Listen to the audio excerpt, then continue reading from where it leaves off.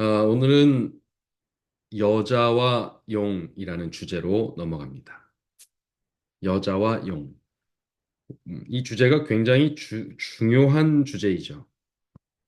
계시록의 중요한 주제일 뿐만 아니라 성경 전체를 관통하고 있는 주제와도 주제이기도 합니다.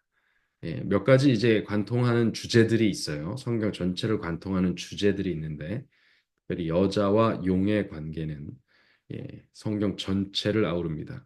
그 배경이 뭐 거의 우주적이라고 볼 수 있을 만큼의 배경을 가지고 있죠. 그래서 그 부분에 대한 내용을 다루는 것은 매우 중요하다 할 수 있겠습니다. 이제 점차 요한계시록의 말씀이 깊어진다라고 보시면 됩니다.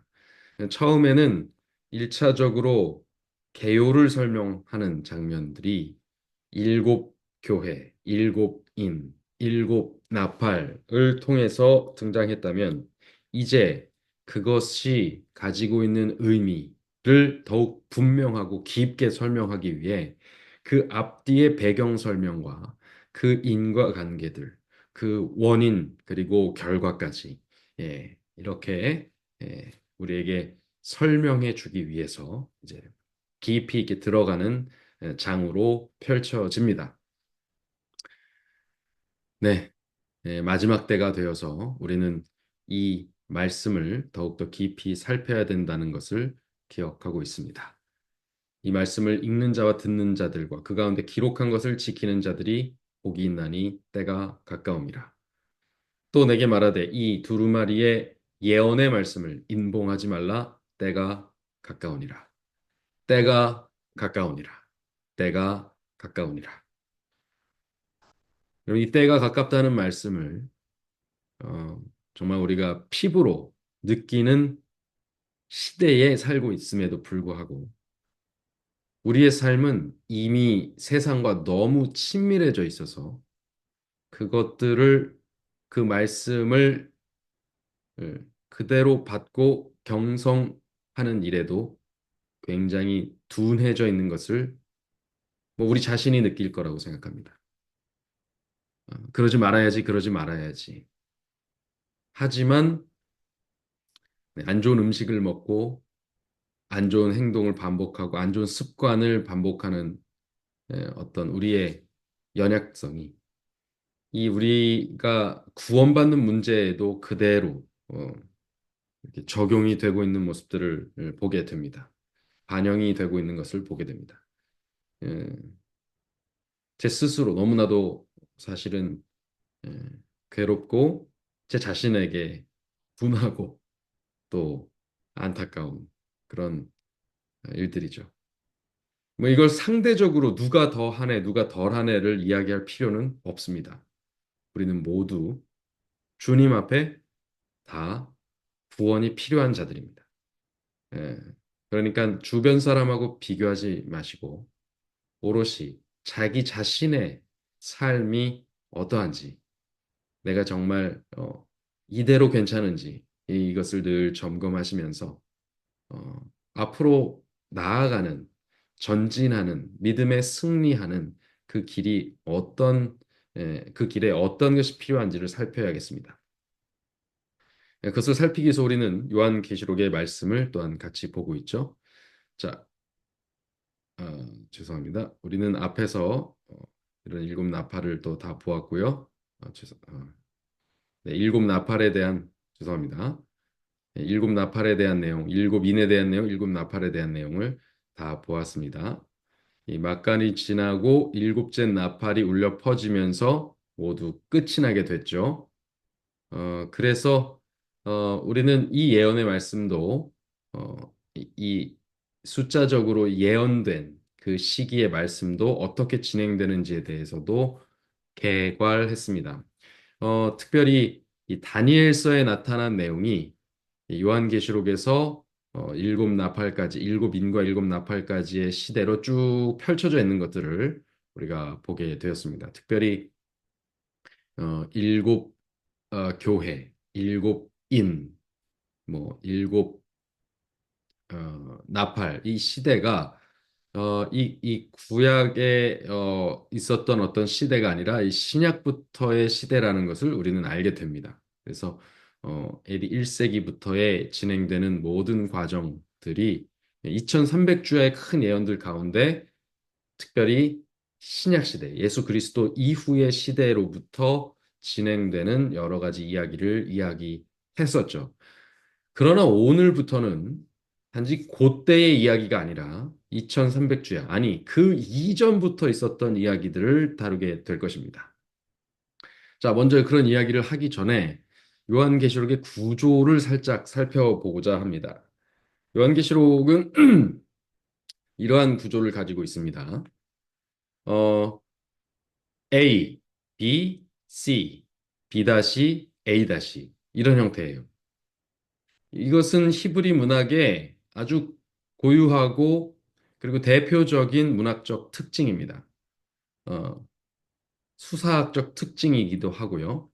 예, 그래서 이 C가 히브리 문학에, 그러니까 말하자면 성경이 쓰여진 여러 책들은 대부분 이 구조를 취하는데 이 가운데 C가 주제이고요. 가운데 C가 주제이고, 그리고 그 C를 향해서 A, B로 깊어져서 진행이 되고, 또 B-A-로 다시 풀어서 대칭을 이루면서, 예, B의 대꾸되는 B 다시, A의 대꾸되는 A 다시가 등장하면서 그 내용을 설명합니다. 그럼 이렇게 쭉 가면서 여기서 결론이 나긴 하는데, A 다시가 결론이죠. 결론이 나긴 하는데, 중심 주제는 C에서 등장하게 되죠. 이 구조를 보면 요한계시록도 역시 마찬가지로 1장부터 11장까지는 선악간의 대쟁투의 개요, 개과를 이야기합니다. 특별히 그래서 일곱 교회 일곱인 일곱 나팔로 이루어진 그 대쟁투의 개요가 설명이 되죠.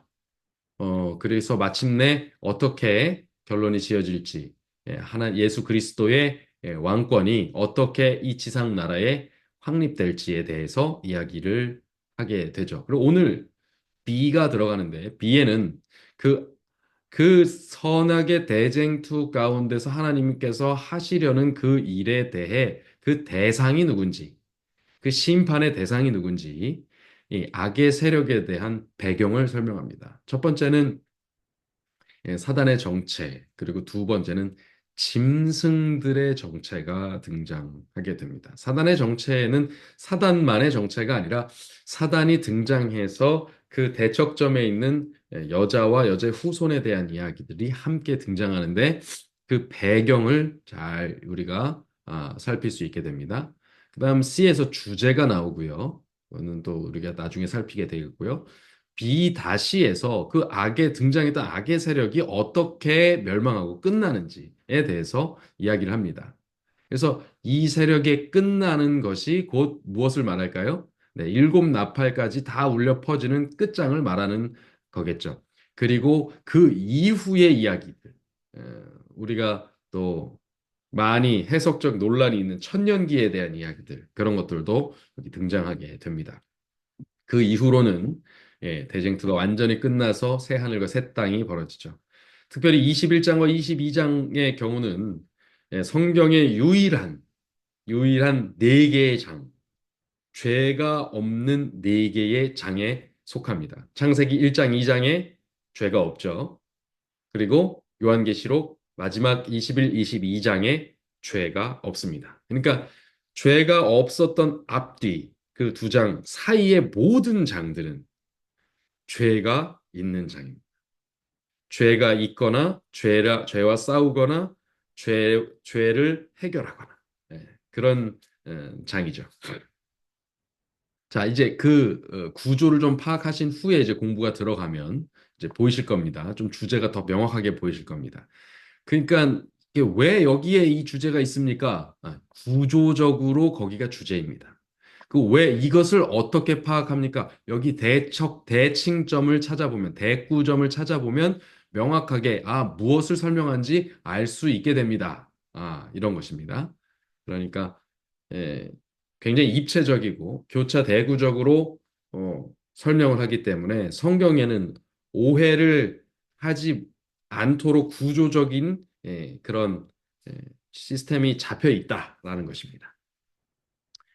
자, 오늘 계시록 12장으로 들어갑니다. 성경책을 다 같이 펴시고요. 계시록 12장의 말씀을 읽도록 하겠습니다. 잠시만 기다리십시오.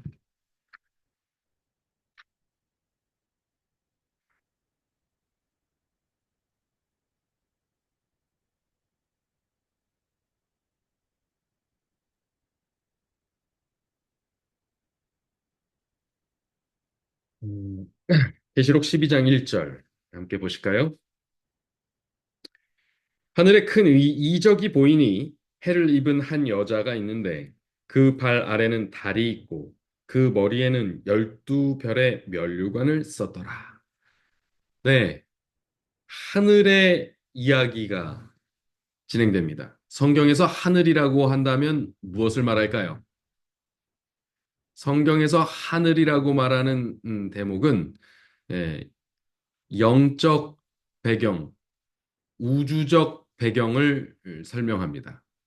영적 배경과 우주적 배경이 있다는 예, 것을 설명합니다. 그래, 우주적 사건에 대한 설정이에요. 하늘, 우주적 사건 혹은 영적 사건에 대한 이야기입니다. 그러니까 오늘 이 선악간의 대쟁투가 어디서 벌어졌는지, 이 배경이 어딘지에 대해서 설명하는데 그것은 우주적으로 일어난 영적 세계에서 일어난 사건입니다. 이 여자가 등장하는데요. 성경이 상징성을 가지고 언급하는 여자가 있습니다. 성경에는 여자라고, 여인이라고 표현되는 두 가지의 표현이 있어요. 이 상징성을 가지고 여자가 표현될 때는 하나는, 첫 번째 하나는 계시록 17장 6절에 표현된 건데요. 성도들의 피와 예수의 증인들의 피에 취한 여자. 그리고 달리 말해서 그를 음녀라고 표현하죠. 그것은 타락한 거짓 교회를 뜻합니다. 성경에서 여자라고 표현하는 것은 사실 교회입니다. 교회. 교회는 지금 세워져 있는 이 건물 혹은 우리 모임을 가지고 있는 우리 신약의 우리만을 표현하는 게 아니고요. 하나님의 백성 전체를 표현합니다. 그러니까 하나님의 백성이 타락하면 음녀가 되고 그래서 우상 숭배를 하고 하나님을 섬긴다고 하면서 배도한 상태에 있을 때 그것을 음녀라고 말합니다. 또 다른 하나는 바울이 고린도 후서 11장 2절에 고린도후서 11장 2절에 뭐라고 표현했냐면 내가 너희를 정결한 처녀로 한 남편인 그리스도께 드리려고 중매한다 이렇게 표현했어요. 중매, 중신을 쓰고 있어요. 네. 성도들을 그리스도와 맺어주기 위해서 중매한다 이렇게 표현합니다. 이것은 참 교회를 상징하는 예, 순결한 처녀입니다. 순결한 처녀. 예, 잠시만요.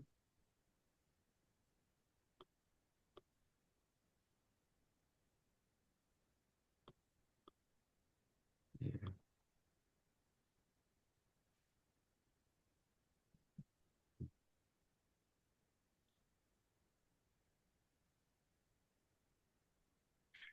자, 아, 근데 그 여자가 해를 입었다라고 나오죠. 해를 입은 여자. 뭐 아무래도 이 여인은 벌써 그림 이미지를 찾아도 다 이런 이미지만 등장합니다. 순결한 여인. 참 교회이겠죠. 참 교회. 어, 참 하나님의 백성을 뜻합니다. 해를 입었다 하는 것은 이사야 61장 10절. 여러분 기록해 놓으세요.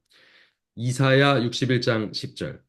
계시록 19장 8절. 이곳에는 의의 태양이 등장합니다. I try to. 의의 태양. 누구시겠어요? 예, 그리스도시죠. 의의 태양은 예수 그리스도십니다. 어, 이사야 61장 10절, 계시록 19장 8절입니다. 제가 시간 관계상 찾지는 않겠습니다. 이, 이 의의 태양이신 그리스도를 어떻게 했다고요? 입었어요. 즉, 해를 입은 여자는 그리스도로 옷 입은 참 교회입니다. 칭의를 뭐라고 얘기해요? 그리스도로 옷 입었다. 그렇죠? 그의 우리의 두루마리를 예수 그리스도의 피로 빨았다. 예, 그리스도로 덧입었다. 이것은 해를 입은 여자, 즉 그리스도로 옷 입은 의롭게 된 의롭다 하심을 얻은 여인들, 여인으로 대표되는 교회 성도들을 뜻하죠. 자, 그런데 그 발 아래는 누가 있어요? 뭐가 있어요? 달이 있어요. 달을 밟고 섰어요. 그러면 시편 89편 37절. 이거 잠깐 볼까요? 시편 89편 37절. 시편 89편 37절. 그러니까 여러분들 이 구약을 계속 잘 찾으셔야 돼요. 뭐 의의 태양 이것은 여러분들이 많이 들어보셨기 때문에 제가 안 찾았습니다만 요런 것들은 좀 흔하지 않을 거예요. 시편 89편 37절. 시편 89편 37절. 36절부터 읽습니다. 그 후손이 장구하고 그 위에는 해같이 내 앞에 항상 그 위 자리는 해같이 내 앞에 항상 있으며 37절 또 궁창의 확실한 증인 달같이 영원히 견고케 되리라 하셨도다. 이게 무슨 말일까요? 궁창의 확실한 증인 달이 뭐라고요? 궁창에 있는 확실한 증인이라고요. 뭐에 대한 증인입니까? 달이 뭘 반사해요? 해를 반사하죠. 해가 있다는 확실한 증인입니다. 예. 밤에 해가 졌어요. 그럼 해가 죽었어요. 해가 떨어졌어요. 진짜 어디로 뭐 나락으로 떨어져서 해가 다시는 안 올라와요? 아니요. 달이 다시 뜨면서 해를 반사하는 달 때문에 우리는 해가 여전히 있다는 것을 알 수 있습니다. 과학적으로 그렇죠. 그러니까 예, 달이 하늘에 있는 확실한 증인이라고 표현이 되고 있죠. 시적인 표현으로 그렇게 써놨어요. 그것을 그대로 가져와서 의의 태양이신 예수 그리스도의 빛을 반사하는 존재가 뭡니까? 달이에요. 그러니까 교회는 그러한 의의 태양이신 예수의 빛을 반사하는 사명 위에 서 있다 이것입니다. 우린 그런 사명 위에 서 있어요. 그것이 교회의 모습입니다. 우리가 순결한 여자일진데 우리는 예수 그리스도께서 살아계심을 증거하는 삶을 살아야 되는 것이죠. 자, 그가 이제 면류관을 썼습니다. 그녀가 면류관을 썼어요. 12별의 면류관을 썼습니다. 먼저 면류관이라는 단어는요. 스테파노스입니다. 스테파노스. 많이 들어보셨죠? 영어 이름에 스테판 있습니까? 스테반. 스테반 있죠. 스테반. 스티브, 스테판, 스티브 뭐 스테판 커리? 뭐 농구 선수 중에 유명한 사람이 있어요. 또. 그게 바로 이 승리의 면류관을 상징하는 표현입니다. 성경에서 승리자의 면류관은 스테파노스예요. 그래서 이 헬라어가 스테파노스를 이야기할 때는 에, 올림픽 우승자, 마라톤 우승자들에게 주어지는 월계관도 역시 스테파노스로 사용합니다. 음. 그렇다면 별은 뭡니까? 별. 별은 뭐예요? 별. 예, 계시록, 계시록 1장 20절입니다. 요한계시록 1장 20절. 요한계시록 1장 20절. 내 본 것은 요한계시록 1장 20절. 내 본 것은 내 오른손에 일곱 별의 비밀과 일곱 금촛대라 일곱 별은 일곱 교회의 무엇이요? 사자요. 일곱 촛대는 일곱 교회니라. 그러니까 일곱 교회로 어, 상징되는 여자. 그리고 별을 썼다. 예, 별로 상징되는 누구요? 교회의 사자들. 다시 말하면 사도들 혹은 그 하나님 백성의 대표 지도자들을 뜻하는 것이죠. 근데 12별이죠. 앞에는 일곱 교회와 일곱 별이 등장했는데 그래서 뭐 완전수기 때문에 교회가 일곱 개만 있는 거 아니죠? 완전수예요. 근데 여기는 열둘이 나옵니다. 열둘은 뭘 상징해요? 구약의 교회는 이스라엘 백성입니다. 그 이스라엘 백성은 어떻게 이루어져 있어요? 구성이 지파로 이루어져 있어요. 지파는 몇 개로 되어 있습니까? 열둘로 되어 있습니다. 자, 신약에 와서 교회가 설립될 때 하나님께서 이스라엘을 구성하실 때 열두 형제를 통해서 열두 지파를 만드셨다면 완전수죠. 그런데 예, 그 그것에 대해서 우리 계시록에서 계속 설명했어요. 세 개의 지파가 사방으로 있는 것. 그래서 삼위 하나님에 대한 삼격이 사방으로 있는 것. 이 구조는 보좌로부터 구성이 된 것이 그대로 확장되어서 열둘이 완전수가 된다. 하나님의 숫자다라고 말했습니다.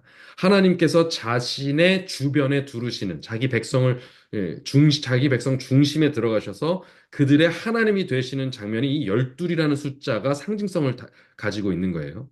그러니까 열둘이라는 숫자로 구성된 사람들은 다 하나님의 백성들이다라는 것입니다. 그래서 그들이 열둘의 그 대표를 뽑으면 그 별이 뽑혀서 사도가 되고 사자가 되고 열두 지파의 수장들이 되는 것, 장로들이 되는 것이죠. 그 열두 사도. 그들은 바로 각 신약과 구약의 대표들을 상징한다. 그리고 이들이 신약과 구약이 양쪽에 다 등장해서 합쳐졌을 때는 뭐라고 얘기해요? 24장로들이다. 이렇게 얘기를 합니다. 그 앞에 우리가 24장로에 대한 이야기를 또 나눈 바 있습니다. 자, 이제 2절로 넘어갑니다. 이 여자가 12장 2절입니다. 12장 2절. 12장 2절. 이 여자가 그렇죠. 이 여자가 아이를 베어 해산하게 되매 아파서 애써 부르짖더라. 여자가 임신을 했어요. 임신을 하는 이유가 뭡니까? 임신을 하면 뭐가 생겨요? 생명이 태어납니다. 후손이 출산됩니다. 그런데 이 여자는 상징성을 지닌 교회라고 말씀드렸어요. 지상에 있는 하나님의 백성들입니다. 근데 하나님의 백성을 대표하는 것을 남자라고 하지 않고 여자라고 했어요. 이유가 뭘까요? 출산을 해야 돼서 그렇습니다. 왜요? 누굴 출산해야 돼요? 창세기 3장 15절에 나타난 누구요? 잘 아시죠? 창세기 3장 15절. 내가 너로 너가 누구예요? 뱀이죠, 뱀. 내가 너로 여자와 원수가 되게 하고 너의 후손도 여자의 후손과 연수가 되게 하리니 여자의 후손은 내 머리를 상하게 할 것이요 너는 그의 발꿈치를 상하게 할 것이다. 이게 원복음이라고 불리는 이유가 뭐예요? 이게 복음의 핵심, 원래 그 원초적 복음이에요. 이것이 파생되어서 지금 3장에 죄가 시작된 이후로 즉각적으로 창세기 3장에 2장까지 죄가 없다가 창세기 3장에 죄가 시작된 이후로 즉각적으로 선포된 복음입니다. 첫 복음이에요. 이 내용 때문에 대쟁투의 역사가 진행되는 것입니다. 이 내용이 없었다면 대쟁투가 필요 없어요. 왜냐하면 하나님께서 죄를 해결하실 의지가 없다는 뜻이에요. 하나님께서 이 후손을 보내신다는 것은 여자를 통해서 후손을 보내신다는 것은 내가 죄와 싸우고 죄를 해결하겠다라는 의지예요. 그리고 특별히 이 여자의 후손이 누군지 우리는 전 성경을 통해서 알고 있습니다. 기독교인이라면 누구든지 이 지식을 갖고 있어요. 이 후손은 바로 그리스도시죠. 예, 이게 예수님이세요. 예수 그리스도십니다. 유일한 세상의 구원을 받을 만한 유일한 이름이신 예수 그리스도. 그러면 이 여자가 아이를 배웠다는 건 누굴 배웠다는 거예요? 지금 임신했다는 거예요. 예수를 임신했다는 거예요. 그리스도를 잉태했다는 거예요. 그가 지금 나올 때가 다 되셨다라는 것입니다.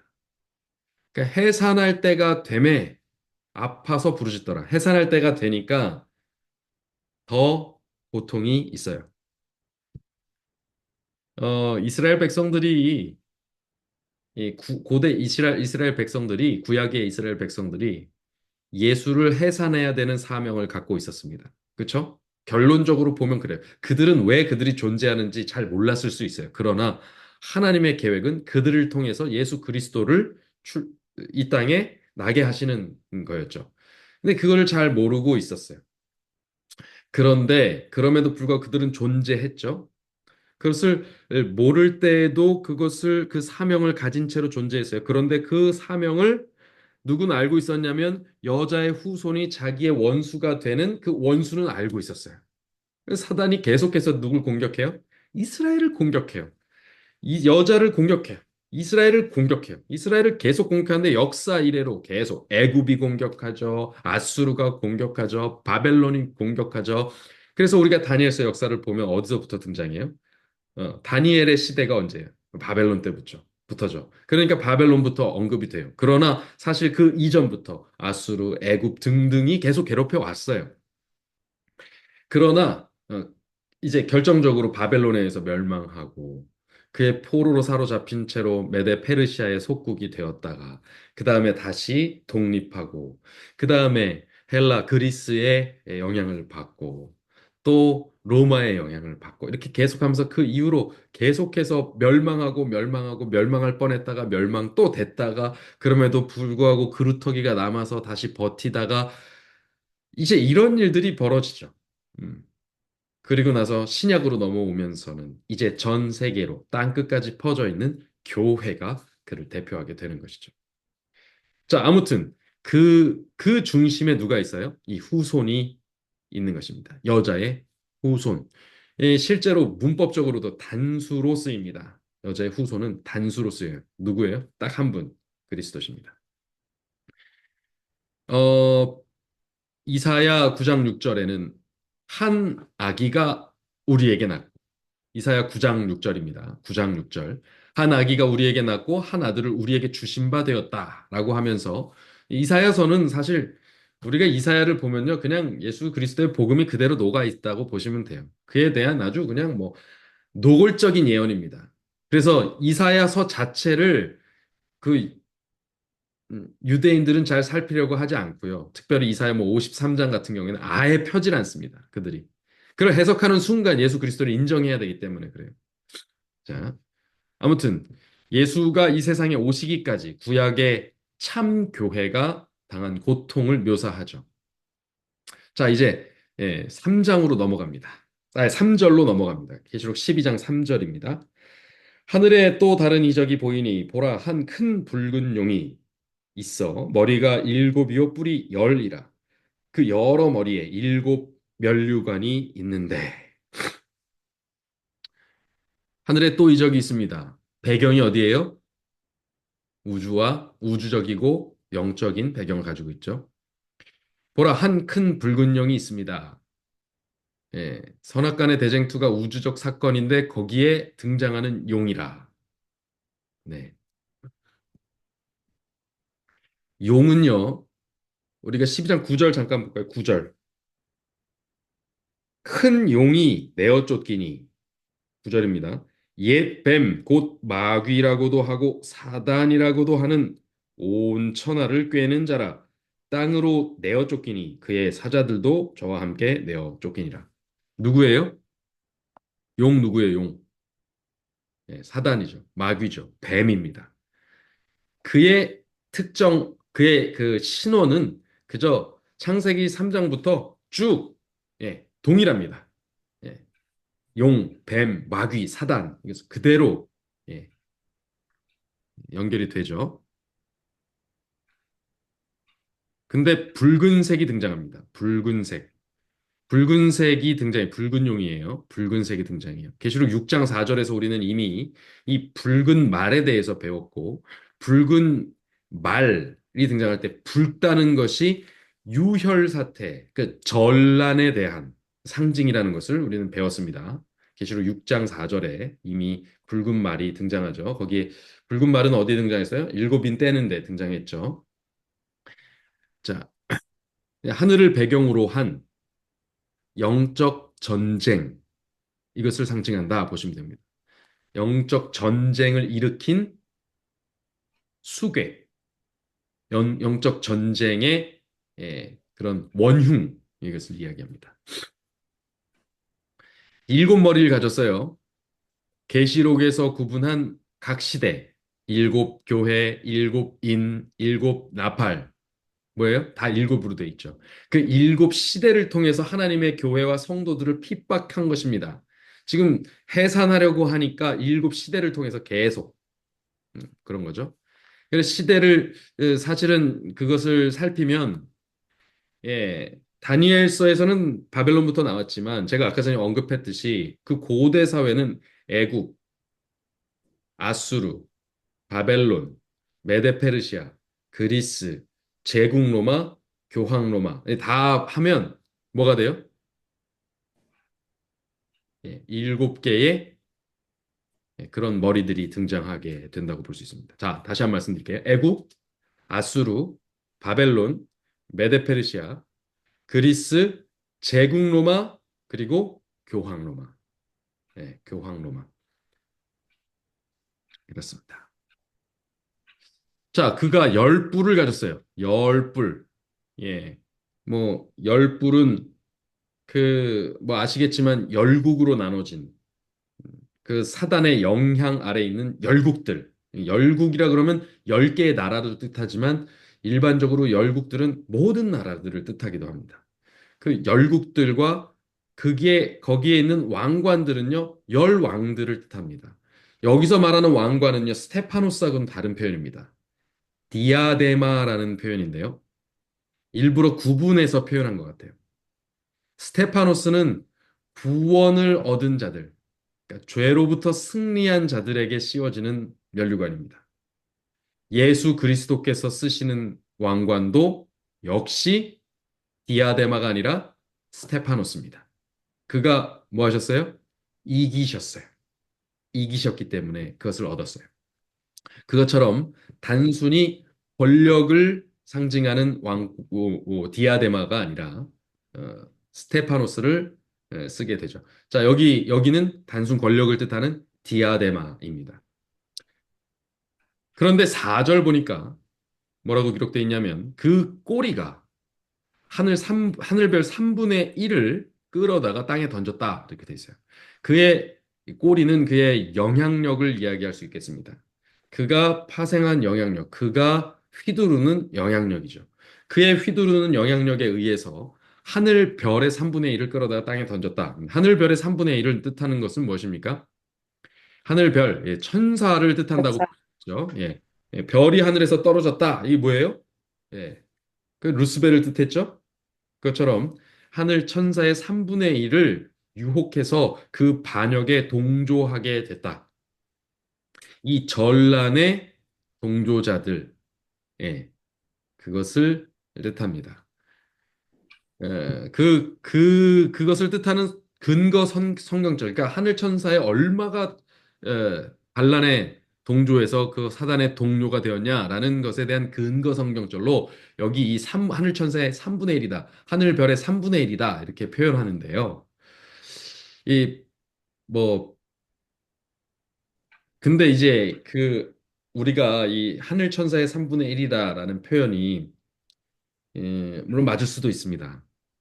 그러나 앞서서 우리가 일곱 나팔에서 배웠듯이 3분의 1, 3분의 1, 3분의 1 계속 등장하잖아요. 이게 뭘 뜻한다고 말씀드렸어요? 이게 구약에 살펴보니까 에스겔 이런 데 다 살펴보니까 이게 뭐에 대한 얘기냐면 하나님께서 심판하실 때 항상 3분의 1이라는 표현을 써요. 그리고 내 백성 중에 3분의 1을 심판하고 3분의 2는 살리겠다. 이게 뭐예요? 구원을 베풀겠다. 이게 하나님께서 항상 계속해서 반복적으로 심판과 관련되어서 썼던 표현입니다. 그러니까 3분의 1은요. 물론 하늘 천사의 3분의 1이라는 숫자가 했을 수도 있지만 그러나 이거는 굉장히 상징적인 수거든요. 진짜 천사의 3분의 1을 딱 떼서 갑자기 실수가 나온다고? 계속 상징을 쓰다가 별은 상징인데 3분의 1은 실제 수라고요? 이게 약간 이상하죠. 그러니까 이것도 상징성을 띄었다는 것입니다. 그럼 이 상징을 어디서 찾아야 돼요? 별이 떨어졌다. 너 아침의 아들 계명성아. 이게 등장하는 게 구약에 등장하잖아요. 그러니까 그 별이라는 개념이 천사라는 것을 우리가 해석할 수 있어요. 그렇다면 3분의 1 역시도 어디서 찾아요? 구약에서 찾아요. 3분의 1이라는 표현이 구약에서 누구에 대한 표현이었다고요? 심판받을 대상에 대한 표현이었다고요. 그러니까 이것은 하나님을 거절하고 성도들을 핍박해서 심판의 대상이 된 자들에 대한 은유적인 표현이다.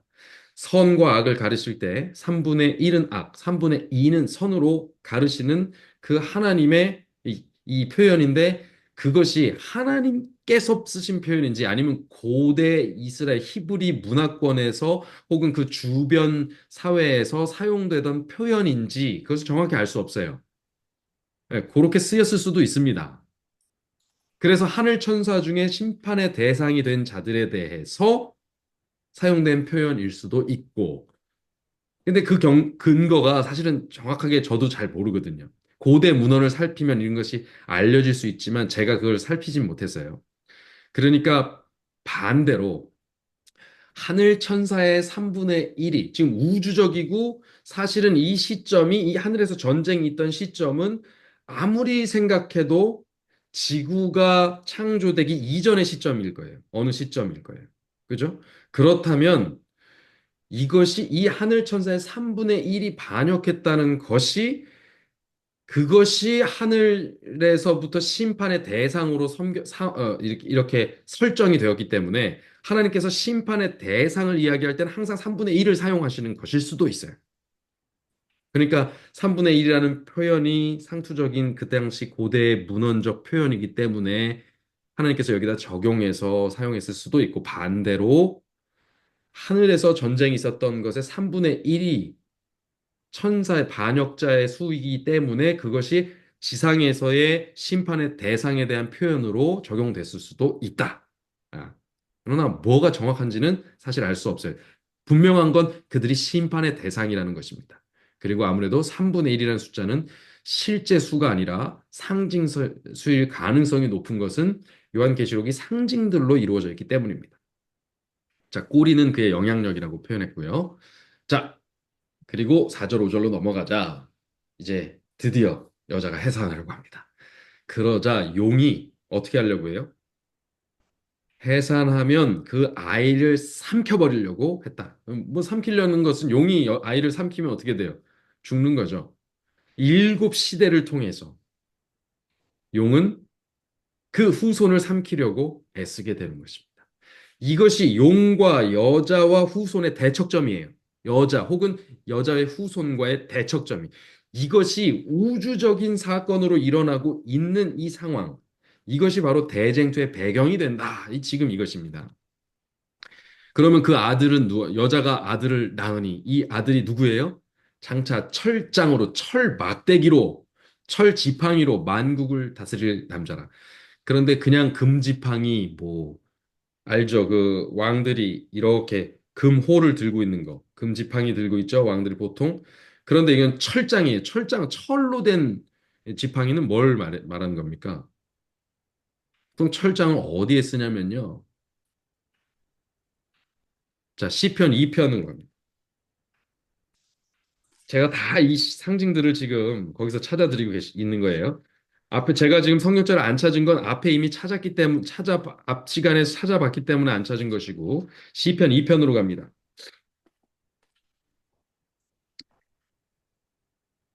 내게 구하라. 시편 2편 8절입니다. 7절부터 합니다. 7절부터. 내가 영을 전하노라, 명령을 전하노라. 여호와께서 내게 이르시되 너는 내 아들이라. 오늘날 내가 너를 낳았도다. 하면서 어떻게 뭐라고 얘기해요? 8절. 내게 구하라. 내가 열방을 유업으로 주리니 네 소유가 땅 끝까지 이르리로다. 이게 다윗에게 하시는 말 같지만 사실 다윗이 시를 쓰면서 이거 굉장히 시편은 예언이 많습니다. 9절 보세요. 내가 뭐로? 철장으로. 철장으로 저희를 깨뜨리며 모처럼 질그릇같이 부수리라. 토기장이가 철장 어디에 쓴다고요? 토기장이가 질그릇을 깰 때 쓰는 거예요. 질그릇같이 뭘 깨는 거예요? 세상의 악과 죄를 다 깨뜨리고 그리고 만국을 다스리는 거죠. 이 표현이 시편에 내가 오늘날 너를 낳았도다. 이거랑 연결돼 있어요. 지금 아이가 태어났죠. 근데 철장으로 다스리죠. 이 시편 내용이 그대로 여기 적용되는 게 보이십니까? 그럼 그 장면이 이제 성경을 계속 보시면서 요한계시록의 이 장면을 보면 시편이, 시편의 그 장면을 보면 요한계시록이 이게 연상이 되셔야 됩니다, 이제는. 잘 연결을 해 놓으십시오. 만국을 다스릴 남자입니다. 고린도전서 15장 24절로 28절에도 같은 개념이 나와 있어요. 적어 놓으세요. 고린도전서 15장 24절로 28절. 제가 잠시 그냥 제가 찾아서 읽어드리겠습니다. 여러분 찾지 마십시오. 고린도전서 15장 24절로 28절입니다. 그 후에는 나중이니 저가 모든 정사와 모든 권세와 능력을 멸하시고 나라를 아버지 하나님께 바칠 때라. 저가 모든 원수를 그 발 아래 둘 때까지 불갑을 왕노릇 하시리니 맨 나중에 멸망받을 원수는 사망이라. 만물을 저희 발 아래 두셨다 하셨으니 만물을 발 아래 둔다 말씀하실 때 만물을 저희 아래 두시니가 그 중에 들지 아니한 것이 분명하도다. 만물을 저에게 복종하신 때는 아들 자신도 그때 만물을 자기에게 복종케 하신 이에게 복종케 되리니 이는 하나님이 만유의 주로서 만유 안에 계시려 하심이라. 제가 뭐 이거 자세하게 설명하진 않습니다. 그러나 이 뉘앙스를 여러분들이 이해하시면 되겠습니다. 자, 그다음 근데 이 마지막 구절을 보세요. 마지막 구절. 그 아이를 하나님이 뭐 했다고요? 보좌 앞으로 올려가셨어요. 그 아이를 하나님과 그 보좌 앞으로 올려갔다. 무엇을 뜻한가요? 사도행전 1장 9절로 11절에는 무슨 장면이 나옵니까? 예수 그리스도께서 승천하시는 장면이 나옵니다. 너무 유명한 장면이기 때문에 제가 찾지 않겠습니다. 사도행전 1장 9절로 11절이죠. 승천하시는 장면입니다. 그런데 그 아이가 올라가서 보좌 앞에 있는지 어떻게 알아요? 그냥 하늘에 계신다. 이렇게 말할 수 있는데 왜 하나님과 그 보좌 앞으로 올려갔다로 표현할까요? 우리가 어디서 확인했습니까? 이미 요한계시록 5장 6절. 요한계시록 5장 6절 뭐라고 돼 있어요? 요한계시록 5장은 어린 양의 즉위식입니다.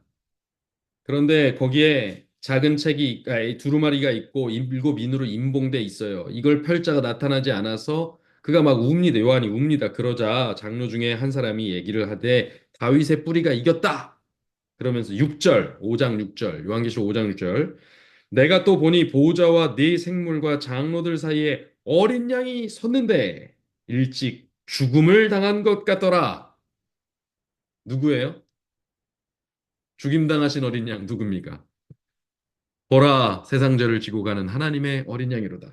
죄가 되셔서 우리 죄를 대신하셔서 안수받은 어린 양이 되셔서 우리 죄 대신 돌아가신 예수 그리스도. 그러나 부활 승천하셔서 보좌 앞에 계신 예수 그리스도. 그 후손은 그래서 누구예요? 그 아이는 그 아이는 예수 그리스도. 다시 한번 교차 검증이 됩니다. 5장의 장면은 보좌 앞에서 당당하게 두루마리와 왕관과 그리고 예, 기름 부음 받으심을 획득하신 그런 즉위식, 예수 그리스도의 즉위식입니다. 자, 이제 6절로 넘어가서 여자가 광야로 도망합니다. 아이를 낳았어요. 그런데 여자가 도망을 해요. 왜 도망을 할까요? 용이 그 분노의 대상을 이제 누구한테 아이가 올라가 버렸으니 지금 공격의 대상이 없잖아요. 누구한테 화가 났어요, 이제? 분풀이를 누구한테 해요? 여자한테 하는 거예요. 자, 신약의 교회가 분풀이의 대상이 됐습니까? 그럼요. 그럼요. 신약의 교회는 분풀이의 대상입니다. 그러자 광야로 도망한 여자가 거기서 1260일 동안 저를 양육하기 위하여 하나님의 예비한 곳에 있도다. 이렇게 뜻했어요. 자, 1261. 어디서 많이 본 거죠? 왜요? 우리는 다니엘서와 바로 앞에, 요한계시록 바로 앞에서, 1261을 두 증인, 막간 장면, 그런 데서도 다 대하게 됩니다. 어디서 등장해요?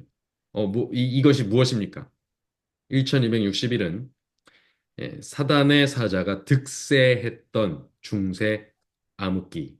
여러분, 뭐, 너무나도 유명하죠. 혹은 로마 교회의 전성기라고 불리던 AD 538년부터 1798년까지의 기간입니다.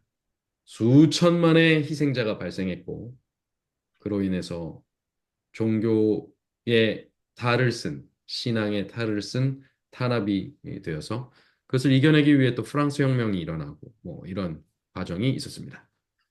자, 1260일은 성경에 1260일 다른 해석이 개입할 여지가 없는 반복된 표현입니다. 자, 그리고 다시 이 개요를 깊이 다시 설명하는 이야기가 나옵니다. 1절부터 6절까지의 내용을 다시 설명해요. 7절부터 9절은 7절부터 9절 봅니다. 하늘에 전쟁이 있으니 미가엘과 그의 사자들이 용으로 더불어 싸울세. 용과 그의 사자들도 싸우나 이기지 못하여 다시 하늘에서 있을 곳을 얻지 못한지라. 큰 용이 내어 쫓기니 옛뱀 곧 마귀라고도 하고 사단이라고도 하는 온 천하를 꿰는 자라. 땅으로 내어 쫓기니 그의 사자들도 저와 함께 내어 쫓기니라. 자, 이것은 이제까지 일어난 일에 대한 원인을 설명하는 거예요. 원인이 되는 배경을 설명하는 거예요.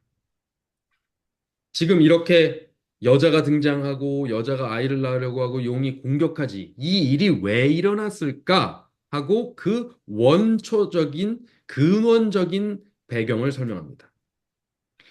용이 왜 그리스도에 대해서 적개심을 갖고 있냐? 왜 여자를 또 후손을 공격하려고 하냐? 죽이려고 하냐? 그 배경을 설명하는 거예요. 하늘에 전쟁이 있었어요. 누구와? 미가엘과 전쟁이 있었어요.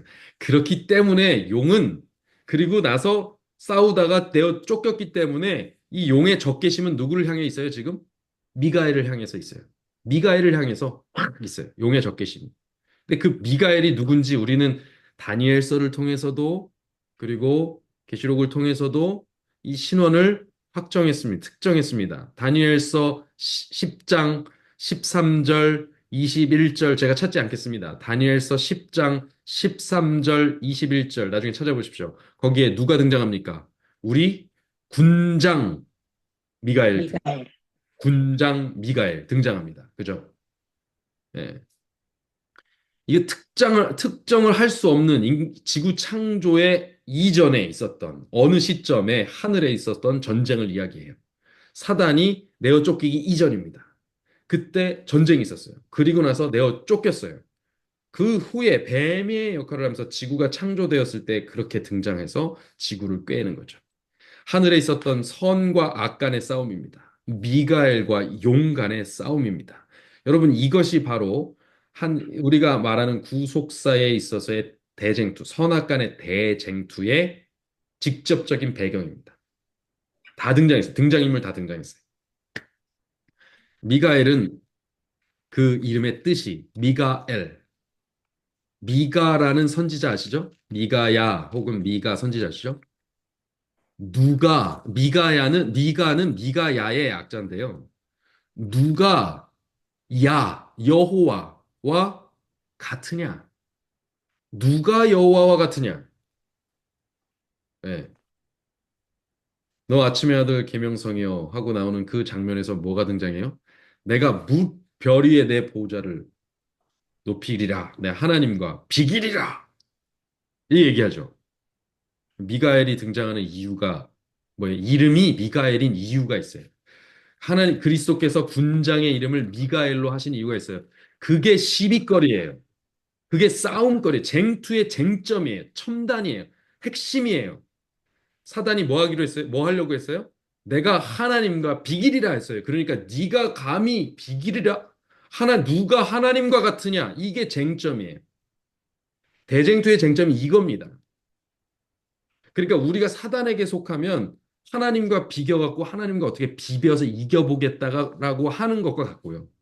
우리가 하나님의 편에 서면 누가 하나님과 같으냐? 너 감히 까불지 마. 이렇게 하는 것과 같습니다. 최근에 어떤 분이 하나님 까불지 마라는 얘기를 했다는 얘기가 들려요.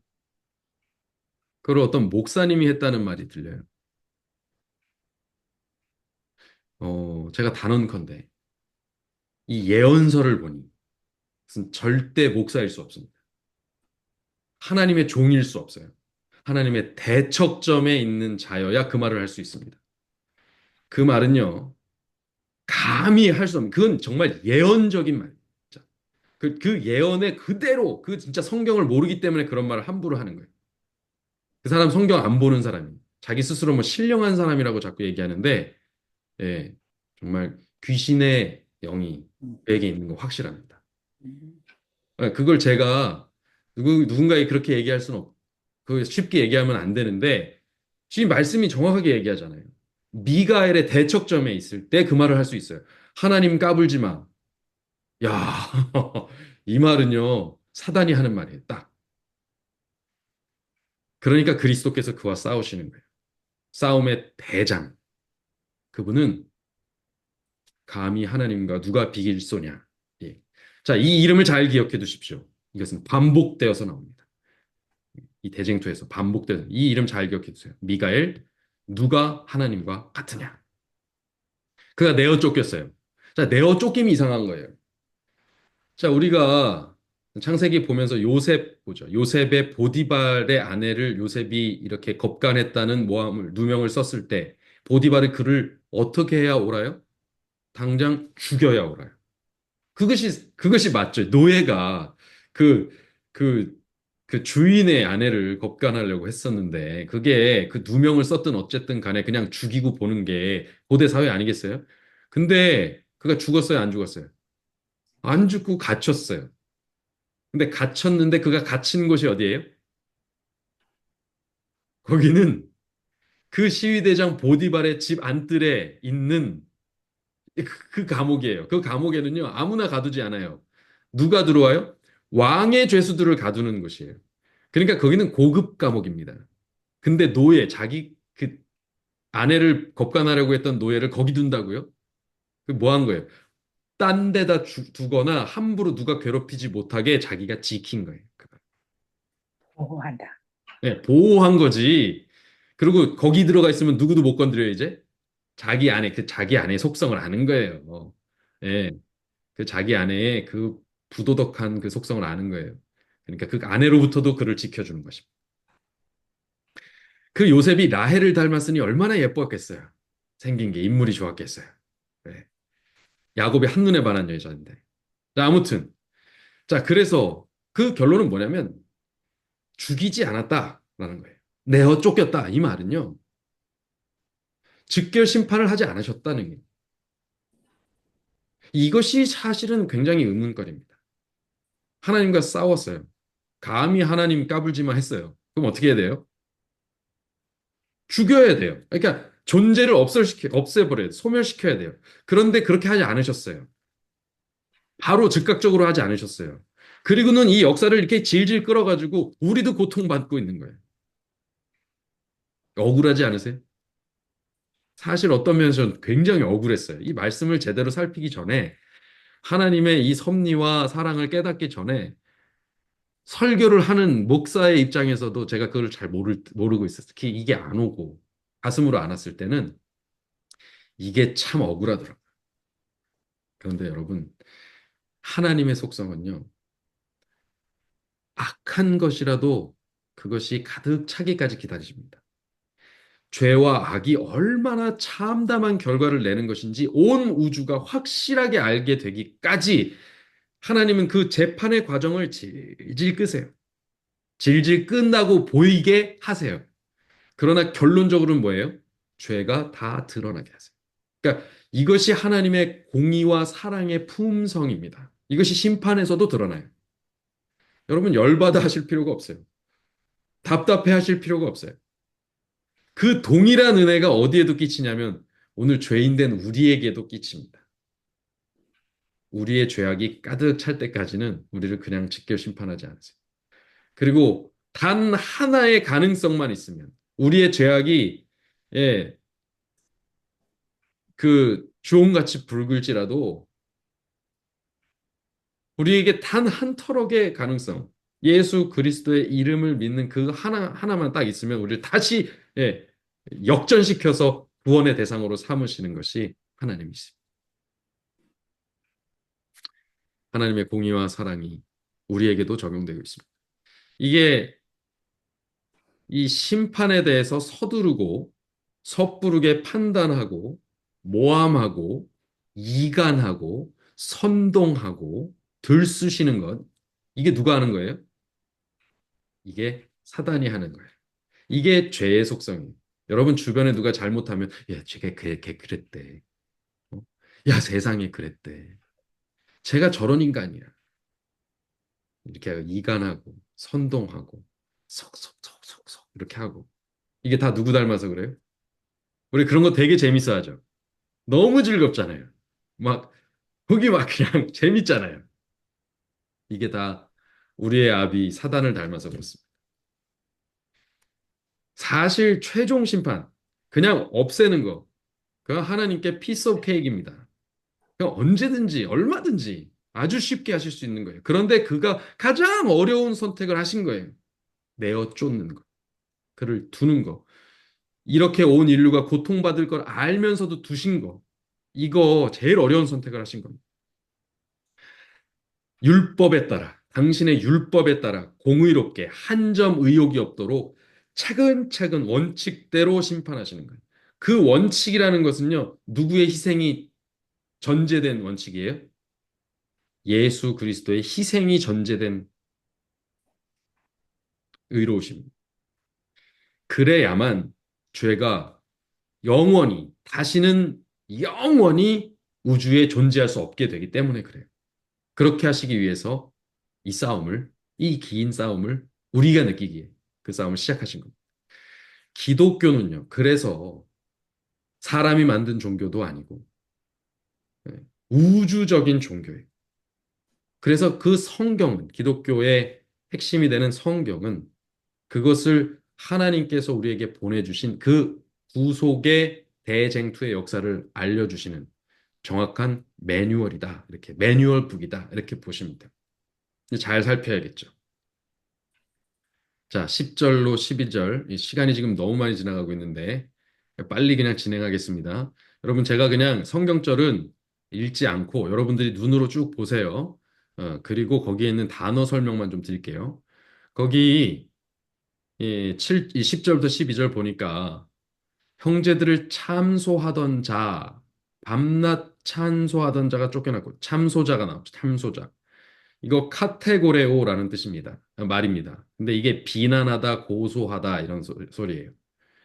그런데 성경에 마귀라는 신약에 마귀라는 표현이 있습니다. 신약에 등장하는 마귀라는 단어는요. 디아볼로스입니다. 디아볼로스. 이 이름을 따서 영어로 디아블로스라고 말해요. 그게 마귀입니다. 그래서 디아블로스라는 어떤 그 인터넷 게임이 있는데 그 표지를 이렇게 제가 본 적이 있어요. 이름이 디아블로스라 제가 유의 있게 본 거예요. 그 표지에 보면요. 그냥 사나운 마귀가 막 뿔 달리고 막 그냥 무시무시한 걸로 확 들고 등장해요. 근데 여러분, 사실 마귀 디아블로스의 본 모습은 뭐냐면요.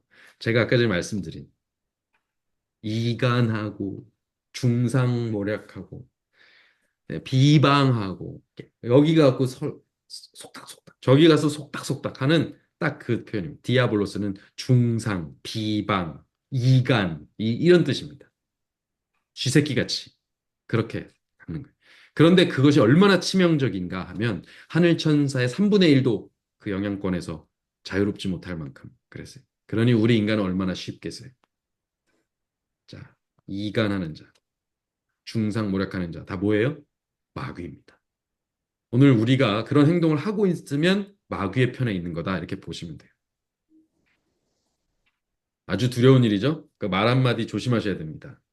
그게 그렇게 하는 거예요. 그래서 예수님께서 형제를 보고 나가라 하는 자마다 연자맥도를 목에 걸고 불에 빠지는 것이 낫다고 표현하실 만큼 아주 강력하게 말씀하신 겁니다. 자, 이제 계시록 13장, 12장 13절로 17절의 이야기가 마무리가 되는데 거기 그 장면은 뭐예요? 아까 전에 6절과 연결됩니다. 6절과 연결되는 이야기예요. 거기 미가엘 등장하죠. 죄송합니다. 6절과 등장하죠. 6절이 반복돼요. 13절 용이 자기가 땅으로 내어 쫓긴 것을 보고 남자를 낳은 후손을 낳은 여자를 뭐 하는지라 핍박하는지라. 왜 여자가 광야로 도망했어요? 용이 핍박해서. 거기서 그 여자가 큰 독수리의 두 날개를 받아 광야 자기 곳으로 날아가. 이 광야로 갔다 표현돼 있죠. 6절에도. 그래서 거기서 그 뱀의 낯을 피하여 한 때와 두 때와 반 때를 양육받으며. 여러분 한 때, 두 때, 반 때 뭐예요? 잘 아시는 42달, 1260일, 한때, 두때, 반때는 동의어죠. 그죠? 같은 기간입니다. 1260년, AD 538년부터 1798년까지 1260년. 그것이 42달이라고 표현돼 성경의 다른 표현에 보면은 그 요한계시록에 반복돼서 나오죠. 다니엘서에도 나오고. 뭐죠? 42달 30일씩 곱하면 1260일이에요. 그 42달은 계산하면 3년 반이에요. 한때, 두때, 반때. 1년, 2년, 그럼 합치면 3년, 반년. 3년 반. 딱이죠? 이게 한때, 두때, 반때예요. 그러니까 같은 기간이에요. 6절의 반복입니다. 근데 여자의 뒤에서 뱀이 그 입으로 물을 강같이 토했다 그랬어요. 물을 강같이 토한 게 뭘 말하는 겁니까? 예, 엄청난 그냥 떠내려가게 엄청난 시련을 엄청난 고통을 준 것입니다. 그래서 뭐 하려고? 쓸어버리려고. 여러분 물의 심판 어디 등장해요? 노아훈에 노아와. 등장하죠. 뭘 따라서 하는 거예요? 사람들을 멸망시키기 위한 도구로 물을 사용하셨던 하나님을 모방하는 것입니다. 제가 제가 지금 사용하는 표현을 잘 기억해 두십시오. 그가 모방하고 있습니다. 모조하고 있어요. 예, 하나님을 흉내내고 있습니다. 그래서 로마 교회 교황이 자기를 뭐라 그래요? 자기가 하나님의 대리자라고 얘기하면서 그가 마녀 사냥을 시작합니다. 그래서 마녀 사냥이 어떤 식이에요? 얘 마녀야. 그럼 데리고 와. 잡아와. 그럼 마녀라고 고백할 때까지, 그 실토할 때까지 고문을 해요. 그러면 실토하면 이거 봐. 마녀지. 그러고 죽여요. 그리고 마녀라고 고백을 안 하면 죽을 때까지 고문하다 마침내 물에 빠뜨리고 뭐 물을 깊은 물에 던져가지고 살아나면 마녀가 아니고 죽으면 마녀다. 뭐 이런 다 죽죠. 그와 마녀였지. 이렇게 하고 이런 식의 심판. 뭐 한 거예요?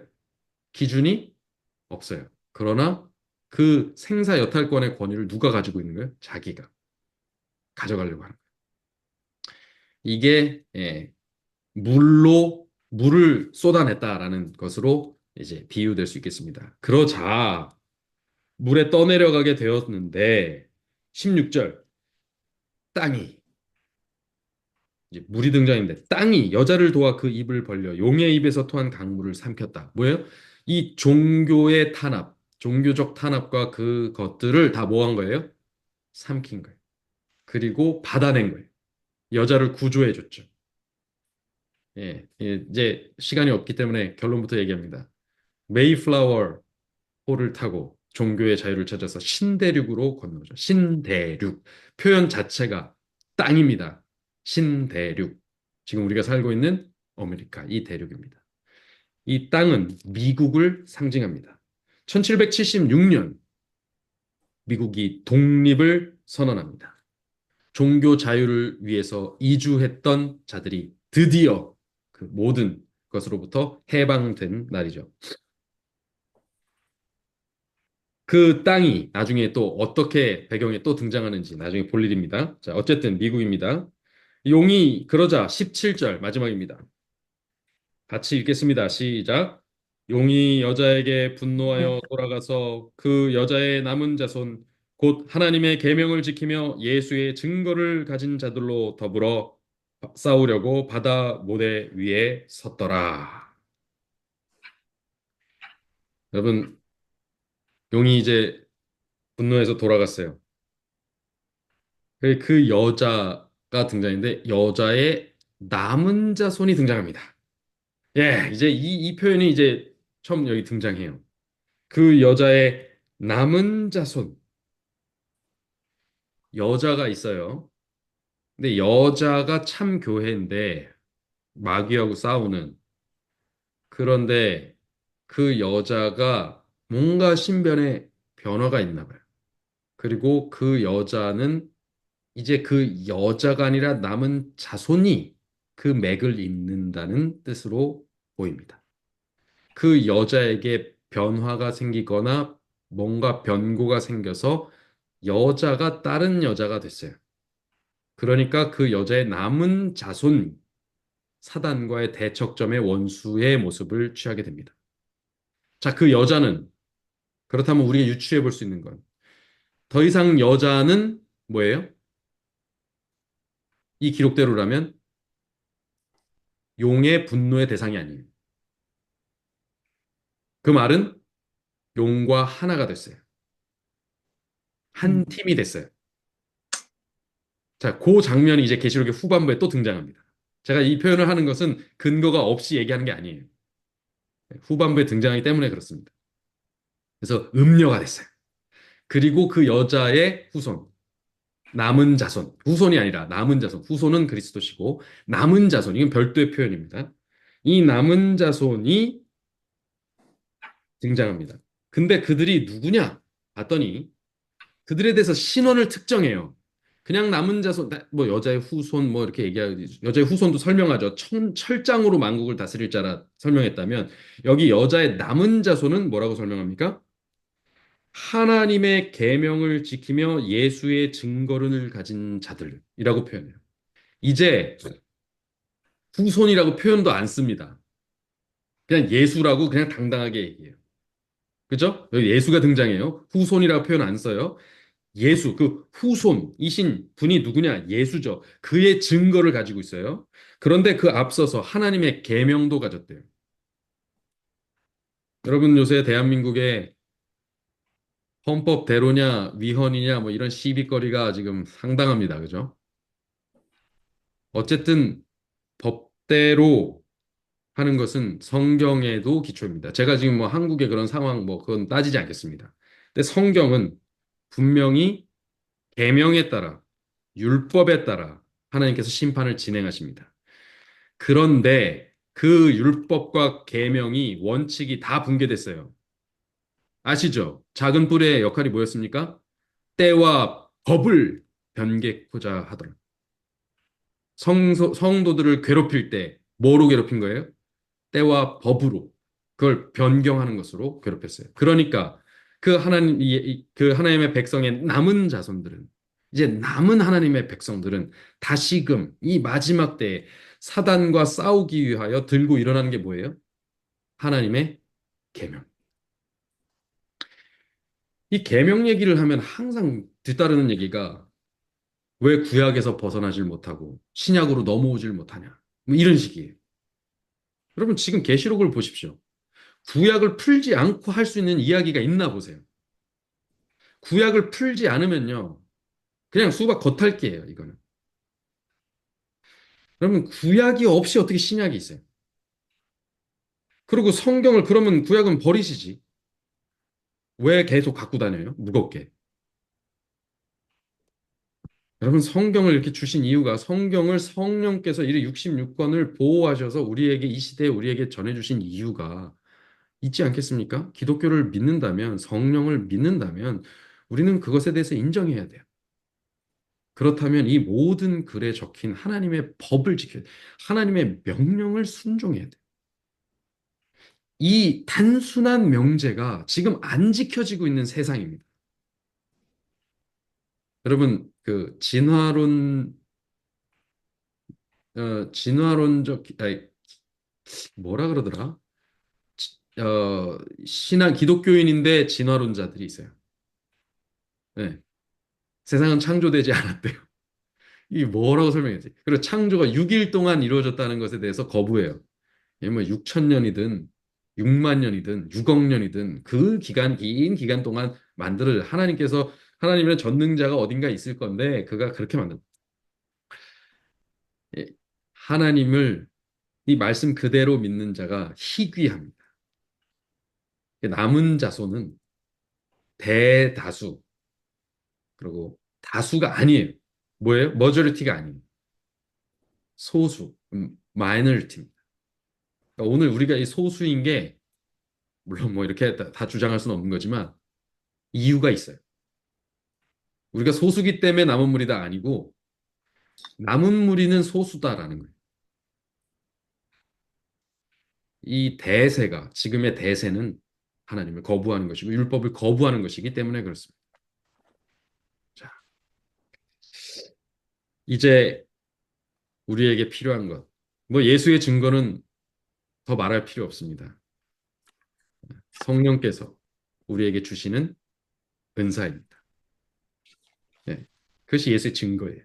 근데 나중에 그것은 추가로 설명했습니다. 지금 이거 이제 이 시간을 좀 정리해야 되기 때문에 그 자세히 설명드리지 않고.